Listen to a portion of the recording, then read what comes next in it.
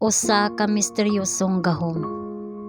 Isayas kapitulo 61 bersikulo 9. Ang tanan nga makakita kanila muila kanila nga sila mao ang kaliwatan nga gipanalanginan ni Jehova.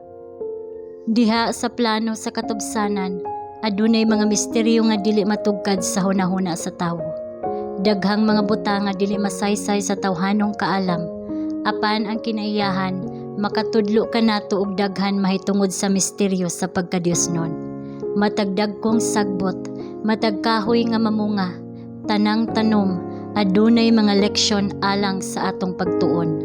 Diha sa pagtubo sa binhi, mabasa ang mga misteryo sa gingharian sa Dios. Ngadto sa kasing-kasing nga nahumok sa grasya sa Dios, sa adlaw, sa bulan, sa mga bituon, sa mga kahoy, sa mga bulak sa kapatagan, nagsultig mga pulong sa tambag.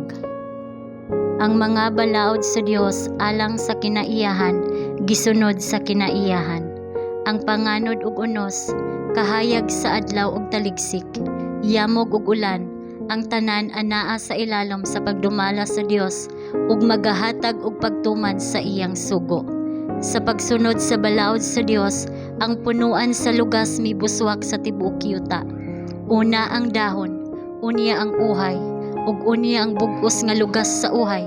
Ang bunga makita diha sa putot, ug ang Ginoo nagpalambo niini sa hustong panahon, tungod kay kini dili makasukol sa iyang pagdumala. Mahimo ba nga ang tawo nga gibuhat sa Dios, gitugahan sa katarungan ug sinultihan nga mag-inusara nga dili mapasalamaton sa iyang mga gasa ug masinupakon sa iyang mga balaod?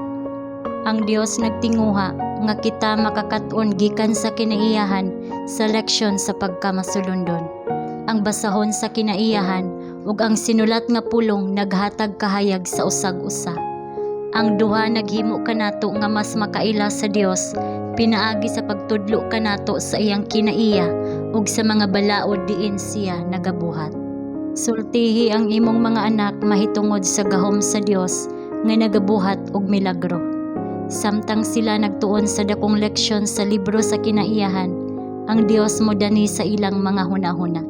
Ang mag-uuma nagdaro sa iyang yuta ug nagpugas sa iyang binhi, apan dili niya mapatubo ang binhi. Kinahanglang mosalig siya sa Dios sa pagbuhat niya ng dili mahimo sa gahom sa tawo. Ang Ginoo nagbutang sa iyang mahinungdanong gahom ngadto sa liso. Hinungdan nga kini mitubo ngadto sa kinabuhi. Ubos sa iyang pag-atiman, ang gamay nga liso sa kinabuhi mulusot sa usa ka gahi nga nagputos niini ug motubo aron mamunga.